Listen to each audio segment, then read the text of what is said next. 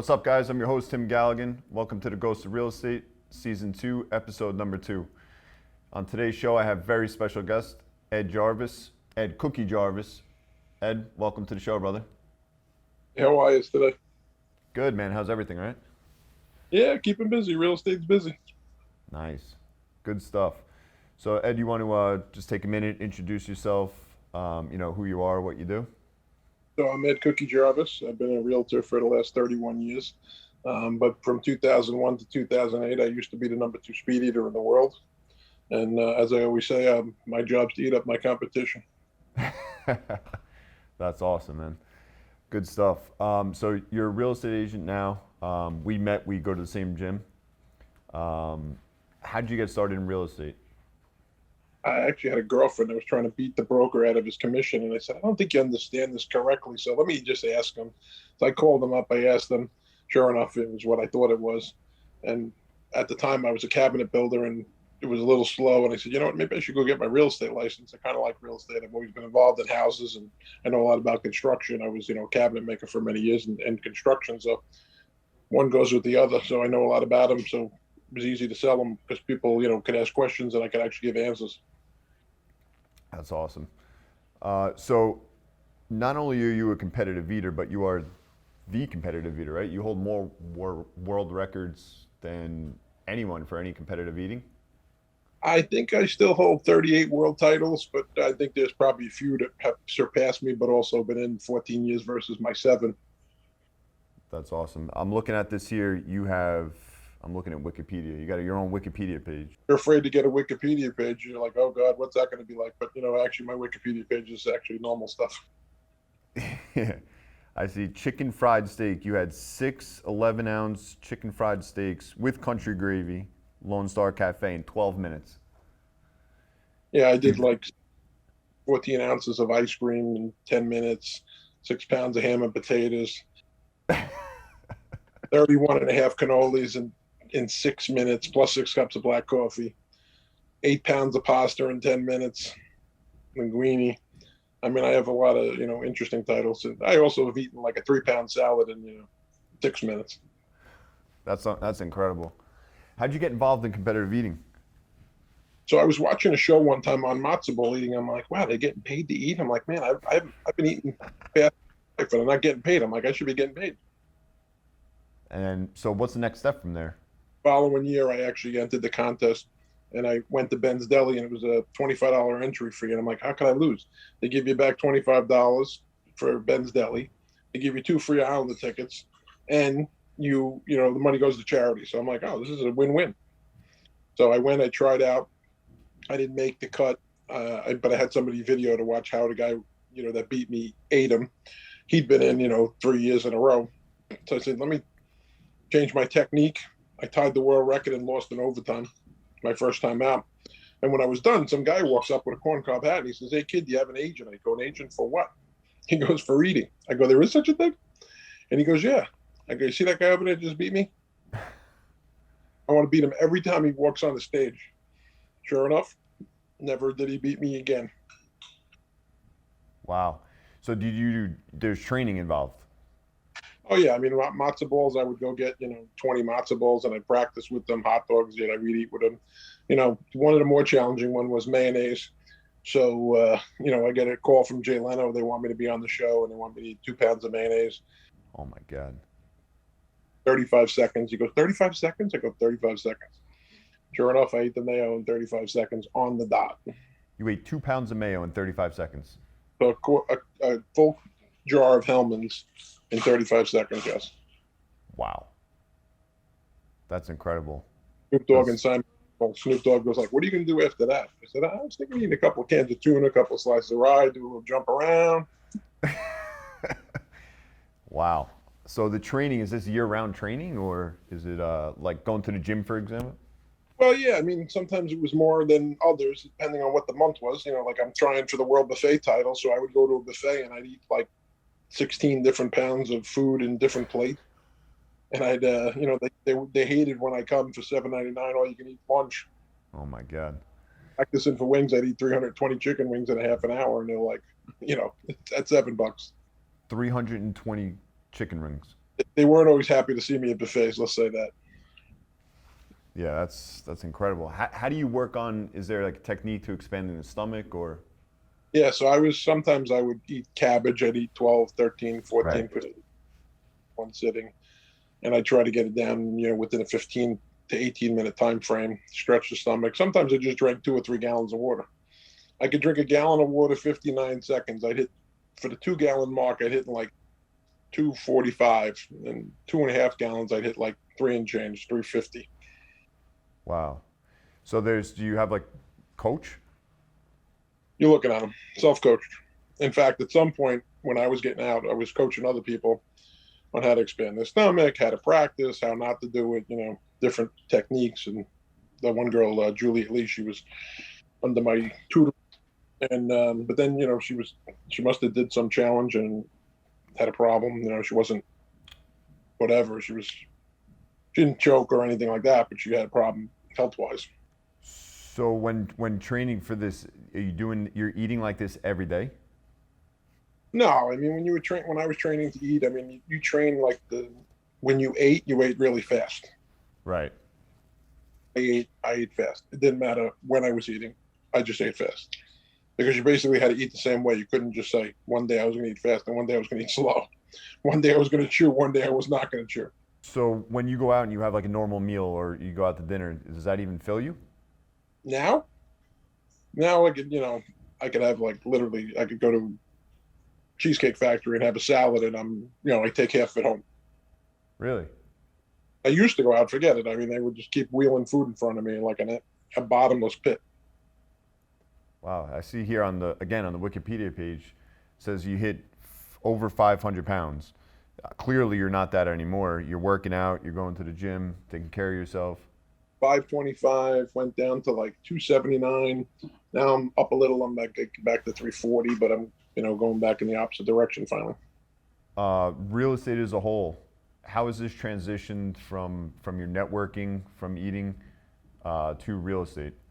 The funny part is, real estate and eating are two different things. The great part about eating was it got me a lot of media attention. So by default, I met a lot of people through the media, and you meet clients, and then they see you on TV all the time, and they're like, "Hey, I saw you on TV." They'd have to call you. It was like if they saw you, they'd have to shoot you a text message, or a friend would shoot you a text. "Hey, I just saw you on Las Vegas. I just saw you on this show. I saw you on the news," and it basically kept you in the public eye, all the time because literally I was in some kind of publicity nonstop from the minute I got in to the minute I ended.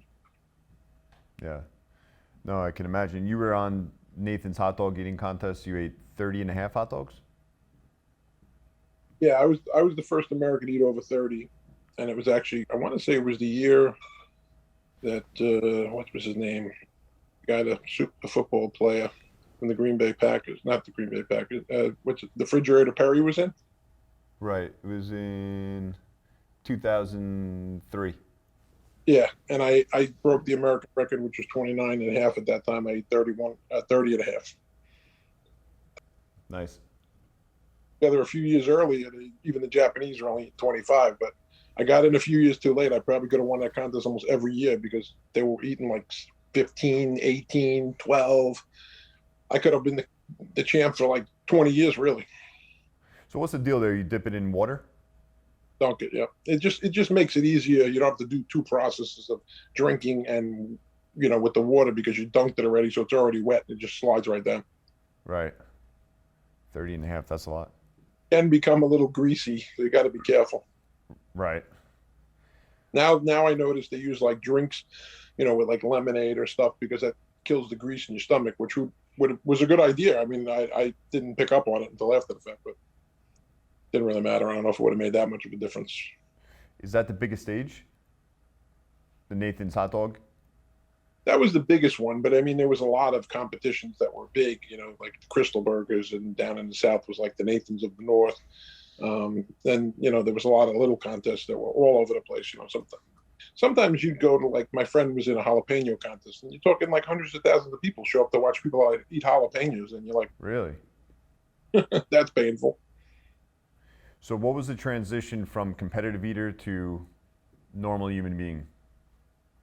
So I realized at some point I went for the gastric sleeve. because I said, you know what, I can't do this every day, and if I do, I'll end up dead early.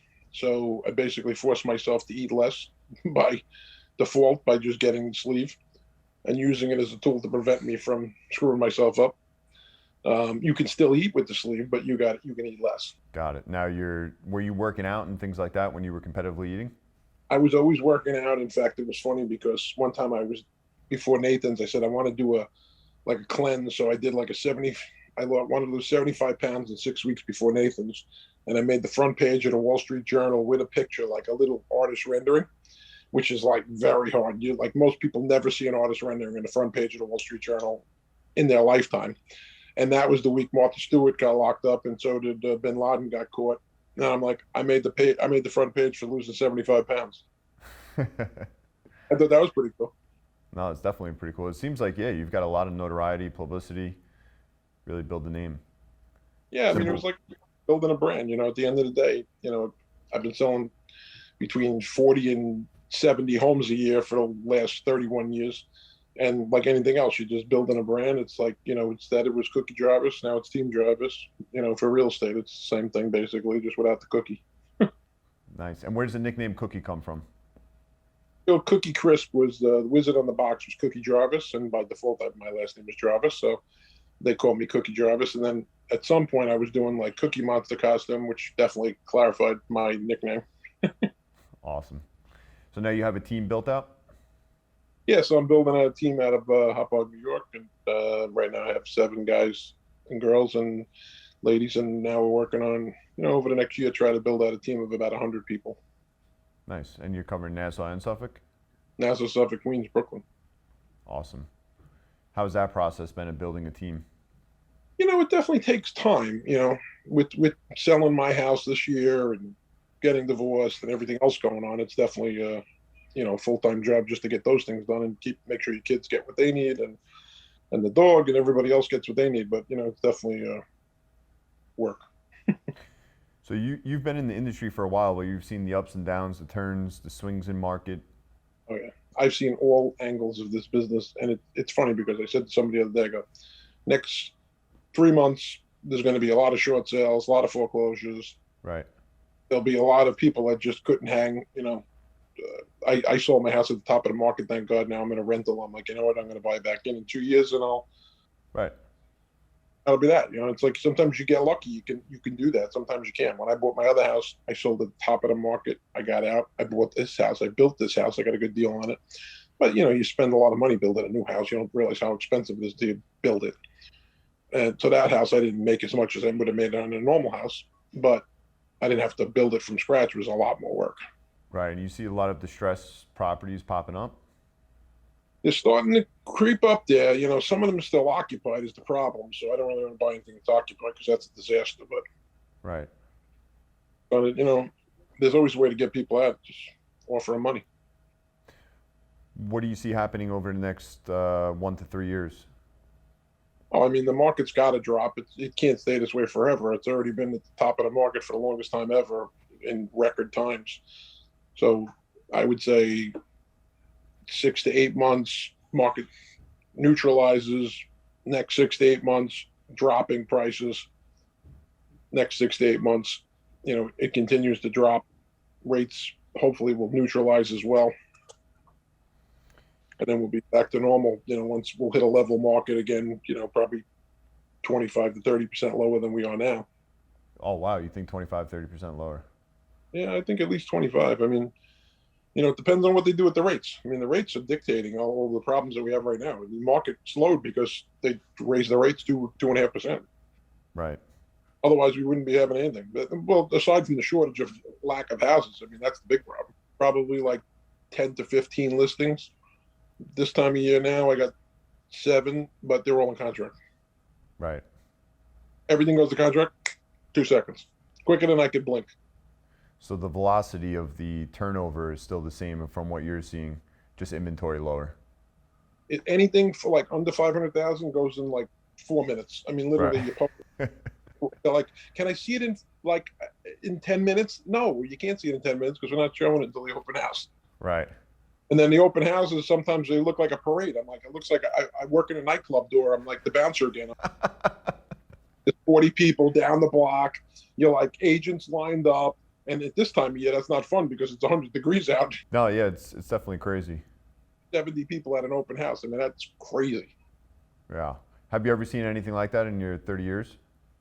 Honestly, I think this is the first time I could ever remember that I had 70 people at an open house, aside from when I had a house in Brooklyn. I had 100 in one afternoon, like for 3.5 hours. I never seen anything like that. That was the most bizarre thing. What advice would you give to buyers who are in the market right now? Well, I mean, listen, it's not easy. You got to be smart. You got to make sure you qualify because that's really important right now because it's changing every day. So see if you can get somebody to lock you in for 90 days because that's important. And there are banks that will lock you in for 90 days. Right. Upgrade because that's important. But you got to be proactive. You got to be on the street, ready to go. If somebody tells you there's a house that came up today and it's on Prospect Match, you better go today. You don't wait. Right. There's no time better than the present. I have a lady like today. I'm taking out at 3:30. I have somebody I'm taking out at 4:30. I'm proactively getting them out as soon as they can. I tell them if you see something come up, let's just go. Let's not even think about it. Let's put the offer in. Max. So you got to be proactively getting out there right away. As soon as they come up, you got to go look at them. Awesome. And what about for sellers in the market today? Sellers, I mean, listen, now's the time to get in there because it's not going to stay this way forever. So at the end of the day, you want to make the money, you better get out there. If you want to sell it, now's the time. It's still at a stage where they're moving quickly, but there's going to be a stage where they don't move as quickly. But it's funny because, I've been in the business so long, I've seen every phase of the business, and I always tell people I do really well when the market is the worst because honestly, you got to have skills to work then. Not anybody, right now, anybody can put up a house and, I'm a housewife and I got to, I sold a house. Yeah, okay. When you got to start do real skills, guess what? 40% of the people get out of the business and the same 5% is still at the top. Why? Because we're working. Ed, if anyone wants to reach out to you, how can they get a hold of you? You can always find me at bigethomes.com or 631-580-7634. I'm always available 24/7. Cool deal. Ed, thank you for your time and thanks for coming on the show. I appreciate it. If you want to check out the eating site, just pull up Ed Cookie Jarvis and you'll see the site that says entertainment. And it is. Go to the video page. You got to check it out. I'm going to go check it out myself right now. You're the man, Ed. Thank you very much, man. Here for Jim. Thank you. See you.